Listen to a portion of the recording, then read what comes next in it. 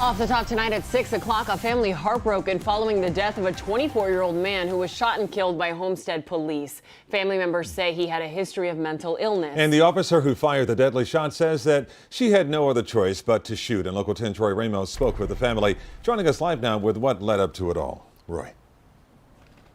Calvin and Nicole, this family is just devastated by all of this. In fact, they tell me that they've been trying to get their loved one help for years, and that is why Homestead police were out here last night.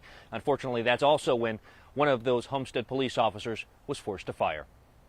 The last thing that he said to me was, "I love you, Mom." That was the last thing I heard from my son. Tears welled up in the eyes of Yanesti Rosette as she remembered her son's last words to her Sunday morning. It was later that night 24-year-old Daniel Kemp would lose his life after being shot by a Homestead police officer. He's charismatic. He's a very loving kid. He loved music. He produced music. I spoke with his brother Tom, who described Kemp as a person who suffered from mental illness after dealing with abuse as a child. For years, they say, they tried to get him professional help, but it's last month he was reported missing by relatives after they said he tried to take his own life. And that didn't work, and then he went missing for a couple of days, and he showed up at the house with, cuts on his arm. They were going to Baker Act him. This would have been the fourth time we would have Baker acted him. While no one was home when Homestead police arrived Sunday night, Tom tells me his brother was armed when officers went inside.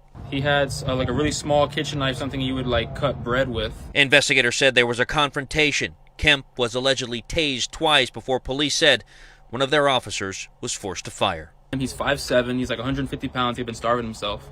He's got screws and rod in his feet, so he's kind of disabled. He's not a threat. And there was no need to shoot him. And we have reached out to Homestead police, who did confirm that one of their officers opened fire following this confrontation. They tell us that the Florida Department of Law Enforcement is now investigating, as they do with any officer-involved shooting.